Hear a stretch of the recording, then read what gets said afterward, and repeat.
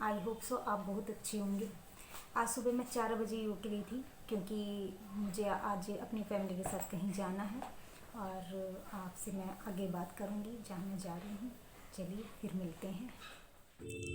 जैसे कि मैं आपको बता रही थी, आज हम लोग जा रहे हैं मुजफ्फ़रनगर। मेरे जो छोटी भाभी हैं उनके ब्रदर एक्सपायर हो गए थे, हम तब नहीं जा पाए थे, तो आज मैं मुजफ्फ़रनगर जा रही हूँ। और उसके बाद हम लोग जाएंगे मेरे हस्बैंड की फेवरेट सिस्टर के पास, उनकी बुआ जी की बेटी ममता दीदी के घर। और उसके बाद हमें जाना है अपनी नंद के घर जो वहीं पे ही है, वहाँ उनके बेटे का बर्थडे है, तो हम जा रहे हैं आज मुजफ्फ़रनगर। और इस टाइम हम जाने पहुंच रहे हैं काशी के टोल प्लाज़ा के पास में। हर कोई, जब मेरी शादी हुई थी तो पूछते थे कि आपका मायका कहाँ है, तो मैं बोलती थी काशी, तो कहते हैं कि बनारस वाली काशी, कोई बोलता था काशीपुर। तो आज देखिए मोदी योगी जी ने जब से ये दिल्ली मेरठ एक्सप्रेस वे बनाया है, तो अब मैं बड़े प्राउडली कह सकती हूँ कि मैं काशी गांव की रहने वाली हूँ, क्योंकि मेरे गांव अब किसी पहचान का मोहताज नहीं है, क्योंकि जो मेरठ दिल्ली एक्सप्रेस वे है वहाँ पे जो काशी टोल प्लाज़ा है वो मेरे गांव में बना हुआ है।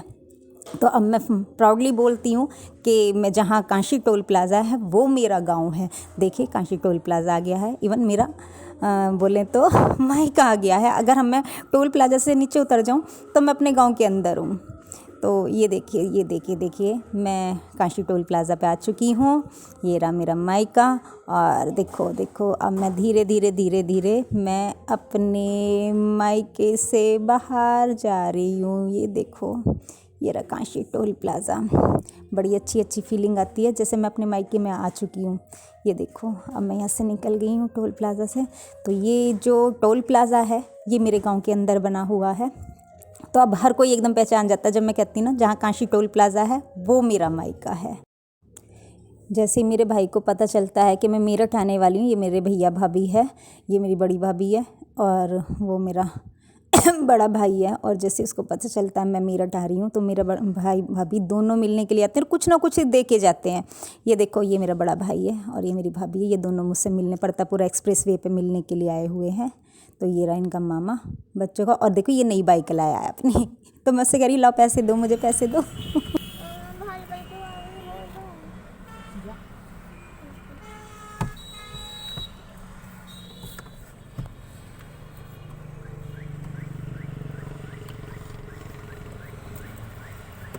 बहुत गंदे वो सुना कि वहाँ पर मम्मी की तरफ चली गई, मत चली गई। अब मैं अपने भाई की ससुराल से निकल चुकी हूँ। मैंने वहाँ पे कोई भी शूट नहीं किया क्योंकि थोड़ा माहौल सही नहीं था, क्योंकि छोटी भाभी के भाई की डेथ हुई थी, तो हम वहाँ मिलने के लिए गए थे, तो वहाँ शूट करना मुझे सही नहीं लगा। तो अब हम मुजफ्फ़रनगर से निकल चुके हैं और अब हम जा रहे हैं गंगो, मैं मेरे हस्बैंड की फेवरेट सिस्टर के घर। आज यूपी की सड़कों को देखकर बड़ा अच्छा लग रहा है, क्योंकि अब से अगर मैं बोलूँ कि 15-20 साल पहले अगर मैं यहाँ आती थी इधर की तरफ सहारनपुर की तरफ, तो रोड में इतना गड्ढे होते थे, पता नहीं चलता कि सड़क में गड्ढे हैं कि गड्ढे में सड़क है। लेकिन आज देखिए योगी मोदी जी की वजह से कितनी अच्छी सड़क हो गई। देखो मेरे हस्बैंड कितनी जल्दी मुस्कुरा रहे हैं। अगर मैं बोल रही हूँ ना कि रक्षा ही बदल दिया मेरे यूपी का, और सड़क कितनी अच्छी है, तो मेरे हस्बैंड स्माइल देके देखिए ये देखिए। तो वाकई में सड़कें क्या बिल्कुल यूपी की शक्ल ही बदल दी।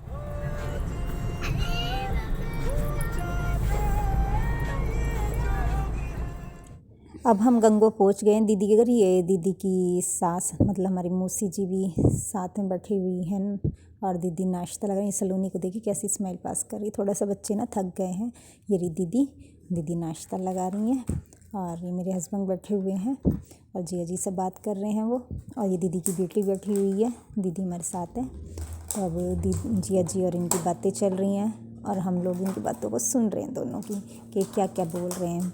और बस थोड़ी देर हमने दीदी वेट कर रही हैं कि मैं कब खाना लगाऊं, इनकी बातें ख़त्म हो और मैं खाना लगाऊं। अब हम वहाँ पहुँच गए हैं। दीदी के यहाँ हम गए हुए थे, उनके बेटे गतिक का बर्थडे है और माता का जगराता भी है।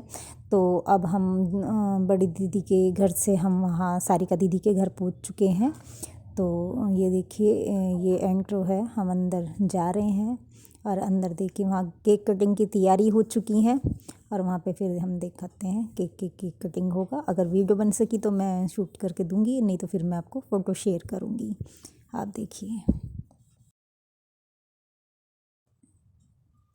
अब देखिए यहाँ केक कटिंग की तैयारी चल रही है, लेकिन रश बहुत ज़्यादा है तो मैं थोड़ा सा शूट नहीं कर पा रही हूँ। ये देखिए सामने केक भी रखा हुआ है और दीदी गतिक को लेके खड़ी हुई हैं केक कटिंग के लिए। वो बार बार चेयर पे से उतर के भाग जाता है, क्योंकि थोड़ा सा ना वो यहाँ ज़्यादा क्राउड देख के ना घबरा जाता है और थोड़ा ज़्यादा वॉल्यूम तेज़ होता है तो उसके कानों में प्रॉब्लम होती है। बेसिकली वे कनाडा रहते हैं तो वहाँ ये चीज़ नहीं होती। ये देखिए मैंने फिर आपको फ़ोटो शूट करके दिखा रही हूँ।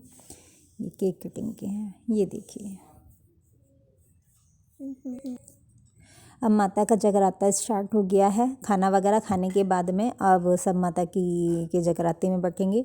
तो ये देखिए थोड़ा सा मैं आपको उसकी झांकी दिखा रही हूँ। यहाँ भजन वगैरह गाए जा रहे हैं, बहुत ज़्यादा वॉल्यूम। अगर मैं कुछ बोलती तो शायद आवाज़ नहीं आती। ये पिंक साड़ी में जो है ये सारिका दीदी हैं, इनके बेटे के बर्थडे में हम लोग यहाँ गंगो आए हुए हैं। और ये देखिए दीदी, और ये मेरी सलोनी देखिए आपको सबको हाय करने वाली है। ये बलून से खेल रही है इस टाइम। ये देखिए मेरी सलोनी को।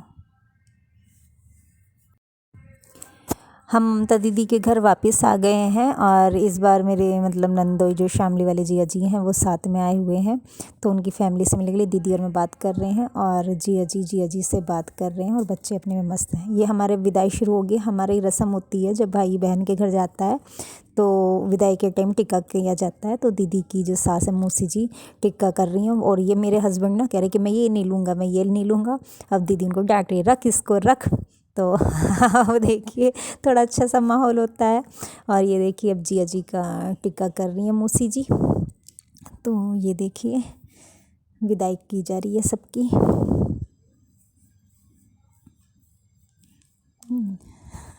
ये देखो ममता दीदी साथ में है।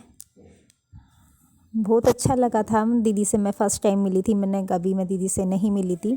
और मैरिज के बाद मैं फ़र्स्ट टाइम उनके पास, मेरे बच्चे ही पहली बार आए थे और मेरी छोटी बेटी ऐसे मिल गई, घुल गई वहाँ जाके, जैसे दीदी को पता नहीं कितने टाइम से जानती है। बड़ी खुश हो रही थी दीदी के घर जाके। तो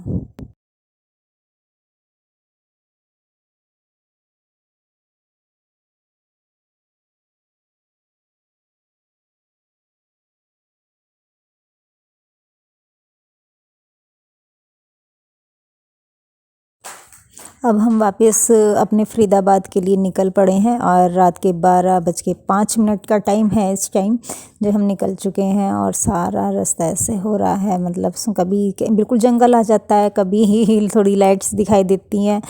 तो चल रहे हैं। अब देखिए कितना टाइम लगेगा घर पहुंचने में। थक गए हैं, नींद भी आ रही है और छोटे बच्चे तो सो गए हैं। सलोनी तो सोई पड़ी है, सानवी जगी हुई है।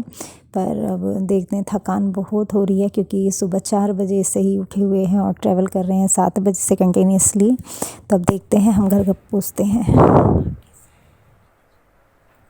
थकान ज़्यादा हो रही थी तो ज़्यादा कुछ नहीं बना पाई, तो सोचा कि बेसन के चिल्ले बना लेते हैं। तो आज ट्यूसडे भी है तो प्याज नहीं खाई जाएगी। ये बेसन का बैटर तैयार कर लिया है मैंने और साथ में मैंने ये टमाटर काट के रखे हुए हैं और बस अब बेसन का चिल्ला बनाएंगे विदाउट ऑनियन। तो चलिए शुरू कर लेती हूँ मैं बेसन के चिल्ले बनाना। बेसन के चिल्ले बनाए जा रहे हैं। ये मैंने देखो बैटर तैयार करा हुआ है बेसन, ठीक है, ये देखिए, ठीक है। और ये थोड़े से मैंने टमाटर काट कर रखे हुए हैं और ये मेरा चिल्ला तैयार हो रहा है बेसन का, ठीक है। ये देखिए थोड़ी देर में मैं आपको बेसन के चिल्ले बना के खिलाने वाली हूँ। तो आप बेसन के चिल्ले खाइए, इतने में फटाफट बना लेती हूँ। बाहर देखो, बाहर एक मैंने बना के भेज दिया।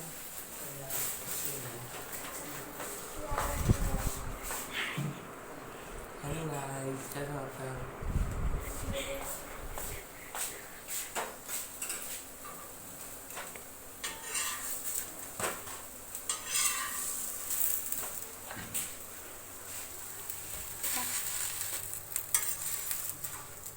ये लो, मैंने चिल्ला बनाना स्टार्ट हो गया। ये रहा मेरा चिल्ला, ये मेरा बन चुका है, ठीक है।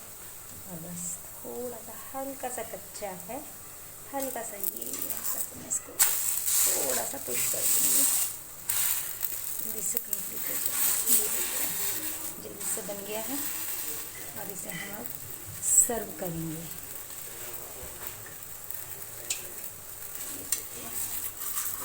सर्विंग के लिए तैयार है।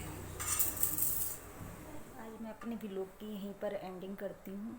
और कल मैं अपना ब्लॉग अपलोड नहीं कर पाई थी क्योंकि मैं कल पूरे दिन ट्रैवल में थी। और कल मैं सुबह 7 बजे यहाँ से निकल चुकी थी और रात को आज सुबह मतलब मैं आई हूँ वहाँ से 3:45 बजे। और आने के बाद मैं सो गई और जब उठी फिर थोड़े से घर के काम थे और उसके बाद मैं फिर सो गई थी क्योंकि बहुत ज़्यादा शरीर में पेन हो रहा था।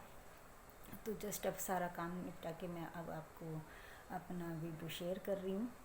और आप देखिए कि मैंने उसमें अपने मायके को भी दिखाया है कि मैं कहाँ की हूँ, कल मेरा पूरे दिन क्या रूटीन रहा, मैं कहाँ कहाँ गई, किस किस से मिली, वो सब कुछ मैंने उसमें मेंशन किया हुआ है। और अपना यूपी दिखाने की कोशिश करिए थोड़ा सा, तो आप देखिएगा। फिर कल दोबारा मिलते हैं एक नए व्लॉग के साथ में। तब तक के लिए बाय।